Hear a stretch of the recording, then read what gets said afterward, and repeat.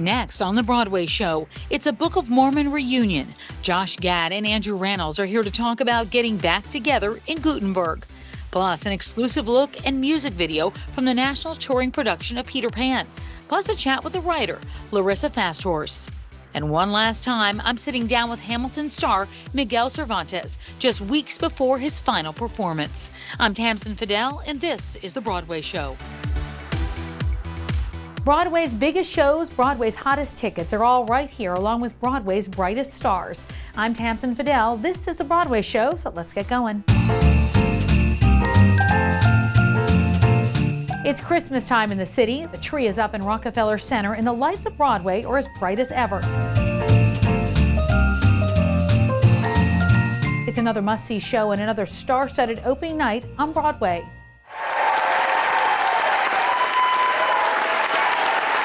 Emmy winner Sarah Paulson's back on Broadway for the first time in 13 years in the family drama Appropriate, starring alongside Corey Stoll, Elle Fanning, and more. The new show from playwright Branden Jacobs-Jenkins, a family forced to deal with dark secrets and ghosts from the past while reconnecting over the memory of their late father. We hit the red carpet with the stars on opening night. I feel very lucky to get to play this part and say these words and be on the stage with this company, and so it's actually something I look forward to every day, which is pretty great, very lucky thing to have in your life. I'm very happy to be part of this play landing on Broadway for the first time, and Branden's work being where it should be, which is on Broadway. It's so different from TV or film to have the audience reacting in real time and see what they're responding to, and each night the energy they give it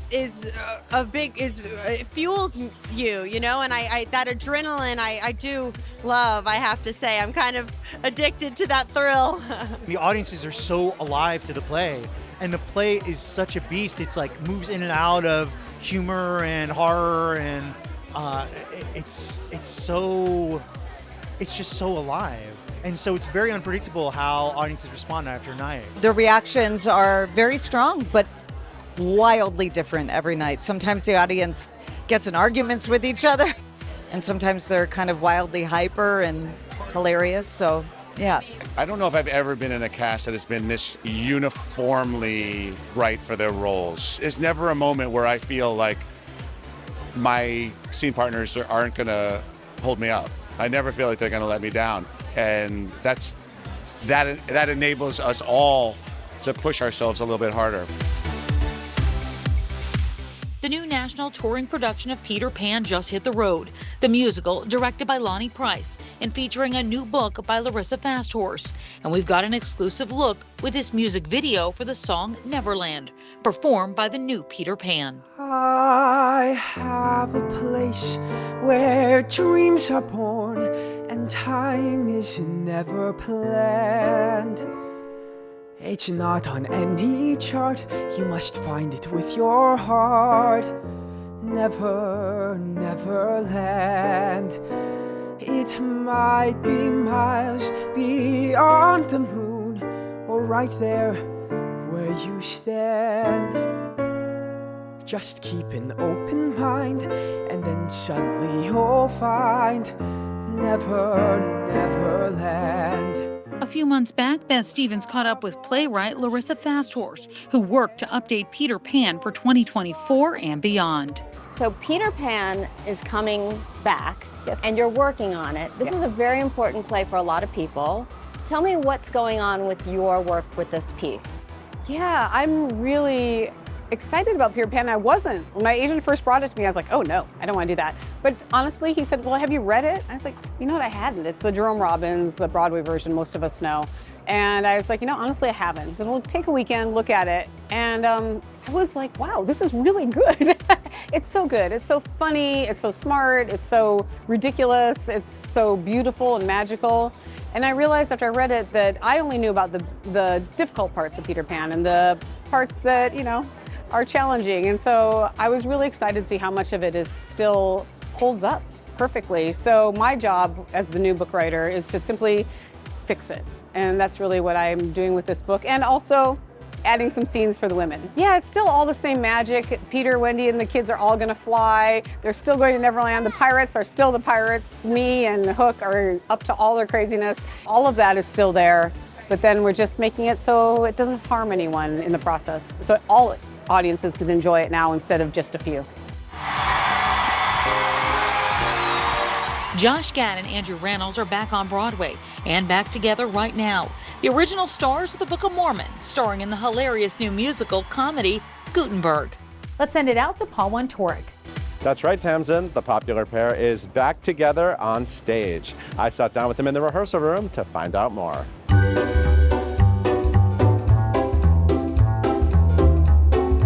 Look at you, 2x2, ready for another mission. 2x2, we're going back to Broadway. Can't afford that. You and me, hey, yay. So since Mormon, we've enjoyed Andrew and Hedwig, Hamilton, falsettos. Boys in the band. The boys in the band. Yes. Josh, you not so much. Something we said, or? Well, what happened was offers dried up pretty quick. There was also, let's be clear, there was a restraining order. Broadway, Broadway had a in restraining totality order? put a restraining order out against me. No. They said this doesn't fit with what we do. But now look at him. He's back in New York. But now I'm back. Gutenberg, exclamation point, the musical. Yes. So obviously we all love Stu Gutenberg, obviously. So Obviously. that's the reason. And obviously the show has nothing to do with it. So Nothing. Johans, is that how you say it? Gutenberg. Johann. Singular. Johann, silent The S. S and the Steve are silent. This guy allegedly invented the printing press and movable type. I didn't know that there was controversy. I mean, he really did. But actually, the show deals in a lot of falsehoods about Speculation. That he did create the printing press, but then for some reason, kind of got it like taken away from him. Yeah. And for a long time did not get credit for doing anything. And I don't know what he did with that money, but hard to say.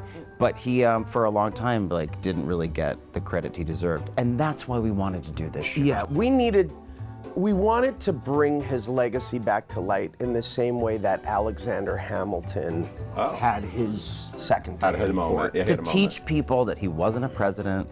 And so we want Gutenberg to have the same sort of Lin-Manuel Miranda style halo effect.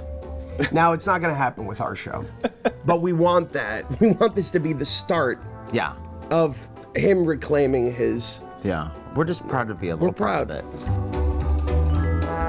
Now, I apologize, but you wear a lot of hats in the show. Hey! The two songwriters, you're playing the guys who wrote the show. Yes. And you're playing every character. Any favorite of these hats, or some inappropriate characters? My favorite is... Helvetica's my favorite. That's a character. Helvetica's a great one. My favorite is the one I take off last when I know the show's over and I can wipe the copious amounts of sweat off my face. You can lay down. I do like Another Woman. Another Woman's and great. Another Woman is great. Yeah. My most formulated character so far is Drunk Number 1. It's a character I've been building towards my entire life. Right, it's typecast. Yeah, and it was the one I did the most research for. You're nailing it, bud. Thank you. Yeah. Bud.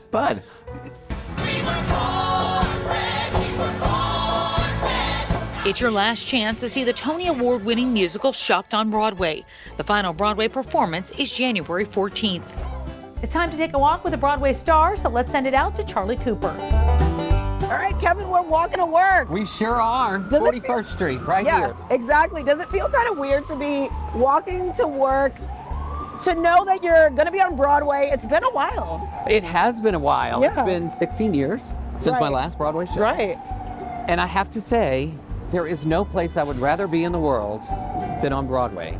And I don't just mean as a performer, but in the audience at a Broadway show. For sure. So to get to be in a show on Broadway, a brand new, original American musical comedy that has, America at its heart, the people of America at its heart, we're stronger together. It just, I couldn't ask for anything more. So it's super funny, and I almost feel like this is like perfect for you because as someone who was the world's youngest, right? Rodeo clown. There you go, you did your research. I mean, a full circle moment. I mean, is there anything from that experience that you take with you? Well, You know, it was my first introduction to working with an audience were rodeos, and I would go out in between the events and do comedic acts while they were setting up for the next event. That was my first contact with an audience. So to start from a place of humor in that world, which is exactly what I'm doing here, and there's something about the role of Peanut. He is, you know, the town philosopher. He marries people, he buries people, he's the county clerk, he's the watchdog, he does it all. And a lot of my texts that Robert Horn, Tony Award-winning book writer, has so brilliantly written are jokes to the audience, which feels so much like my roots doing jokes to the audience at the rodeo. It just, and I get to wear cowboy boots. Well, listen, we're here. You walked me to work? I literally walked you to work. Oh my God. Thank you for letting me walk you to work. This was the best walk ever. Yeah. I love that. I'll see you at Cobb County soon, I hope. You sure will. All right. Thank you so much. Have a good day. Bye. For those of you following along at home, this is performance number 1,981. All right, for those of you that don't know what I'm talking about, my final performance here on Broadway is going to be January 7th, 2024. Miguel Cervantes is about to play his final performance as Alexander Hamilton on Broadway. His 8-year journey with the Tony Award-winning musical ends next month. We caught up outside the theater in 2023. Well, let's start with your jokes anyway, because so you got a book of jokes. My wife gave me a book of jokes last Christmas, like Yeah. two years ago, and I started bringing them in and telling some people jokes, and then it kind of became a thing where I found different places during the show to tell, you know, some wardrobe folks, the cast, and then it became sort of like a part of the track. You know, part of the Hamilton track is like, first you do my shot, then you tell a joke, then you do. I don't think you should tell Lynn that. I'm suggesting. Well, maybe we're gonna write it into the track. And then one of our wardrobe gals, Lisa, came down with a medical situation, and so she had to sort of step away for a little while, and she told the folks down in the wardrobe, she said, you know, one of the biggest things that I miss is being able to hear Miguel come and tell these dumb jokes. So we started videoing them for her to send them to her, just that was it. And then it became this sort of thing we put on Instagram, and everyone sort of is enjoying it. Why do scientists believe that you couldn't tell when a pterodactyl was going to the bathroom? Well, because the P is silent. It's kind of part of one of my things, you know, like everyone has a little thing, and so I get to. I like your thing. Yeah, I like your thing. And listen, if we can add a little bit of laughter, you know, in something that, you know, after years and years and years, it becomes kind of what you do. It's just step here, move there, put this shirt on, and now I get something a little different. I don't get to mess around on stage, so maybe you have your own little performance going on backstage. Exactly. What do you call a fish with a bow tie? I don't know. Sophisticated. Sophisticated. I would have never thunk. You know what I mean? It's great. You know, you've been on stage a lot. You've been with a lot of communities of actors. What makes this one particularly special? Do you think it's the show itself? Do you think it's the people that are attracted to the show? What do you think it is that makes this one different, not only for the audience, but for you? You know, when I was a kid, when I was in high school or college and thinking, I just want to be I want to do this. This is what I want to do. It wasn't this. It was this. But what I mean is, this you know, is okay. This is pretty good. But it was, I just want to be out there singing and performing and using my sort of gifts. But Hamilton took on this sort of life beyond theater and beyond performing. The messages that we, as the people we are, how we look, the way we sound, who we are as individuals outside of the theater, all become part of this experience that is affecting young people. It's affecting older folks. It's affecting all kinds of different walks of life that, you know, I didn't realize that. It's affecting history. It is becoming a historical and a phenomenon in our time, and we get to be part of that. And that's what makes this special.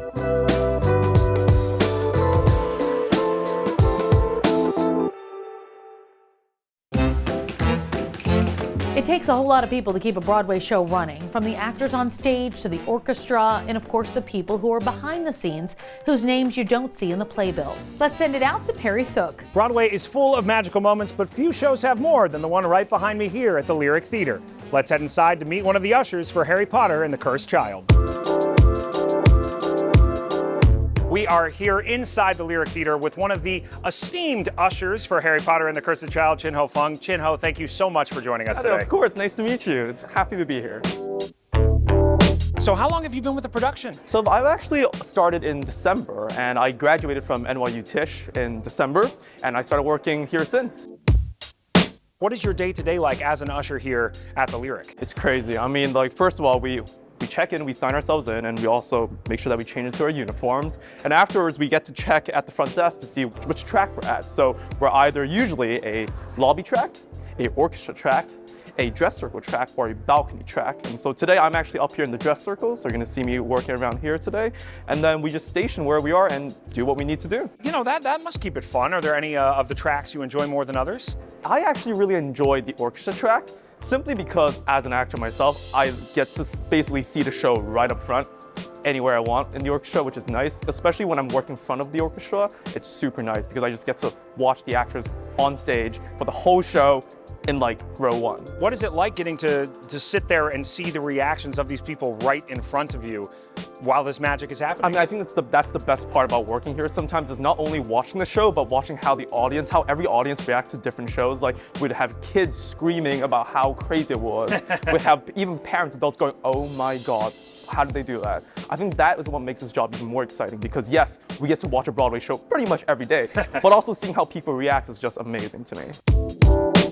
Now, in addition, you did mention you're an actor. When you're here, you know, watching this magic, you know, how does it help inspire you to keep chasing your career dreams? I mean, it's a privilege because, like, as I said, like, I get to watch probably the best stage work that you can ever get here in America. Sometimes, like, after the show, you get to talk to some of the cast members, and even talking to them inspires you because they tell you about how their day went. Even talking to some of our other ushers. I know a lot of ushers here, even a lot of the crew people they all want to work in stage and all actually perhaps one day want to be on stage. And just talking to them, sharing our stories, and them letting me know how their journey was, you know, how they got to Broadway in the first place. You can never stop smiling because of how successful they are, how successful this show is, and just how awesome this community is, I think.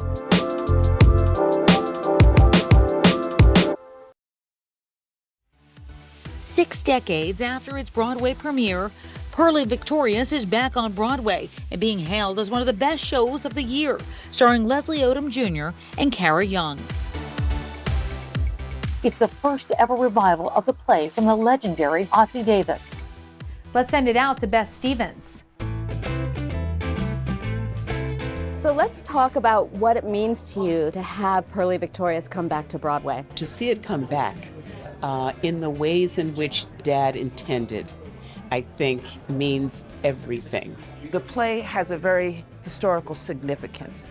It takes a very difficult time in our country, Jim Crow South, and it turns it on the heel. It pokes fun at it, using farce, satire, humor as a tool against oppression, and creating a vehicle, an artistic vehicle of resistance to that oppression. Dad wanted us and the audience to look at a very serious situation in the world, but be able to still laugh and still be able to be human. It's a comedy, there's a lot to laugh at, but there are uncomfortable conversations underneath this. So let's talk about that a little bit. Yeah. Mr. Davis said that he sat down to write a piece about his childhood, and he realized it was too painful to ask an audience to sit through. And so really it's an act of generosity. He wanted to honor the truth of that experience and the truth of the people that raised him and the truth about what it meant to grow up in the segregated South. But he didn't want it to be too hard for you to sit through and I to sit through. So he made it a romp. But yes, we do earn a moment or two where we give voice to that pain, we give voice to some of that pain, and the more fun we have, the more satisfying those moments are.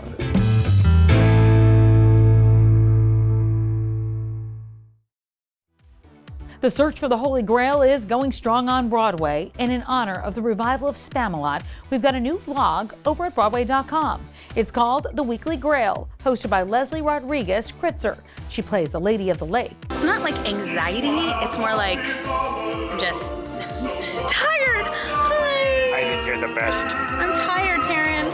And yet What do you you make do it when look you're tired? effortless. How do you do it when you're like have to be funny in like You 2 do it minutes? for the people. That's right. You do take for it. the people. You take it line by line. You do it for the people, and nobody does it for the people more than Leslie. No, and you. Now. You're holding your blankie. Oh, I gotta make an entrance. Oh, I wasn't supposed to have to make an entrance. Here we go. Okay, I'm doing it. And then you're gonna switch spots with Tino, and he'll drop the skirt and just walk. And that's going to do it for us. But for tickets, or if you want to check out extended cuts of all the interviews, head over to Broadway.com. I'm Tamsen Fadal, and this is The Broadway Show.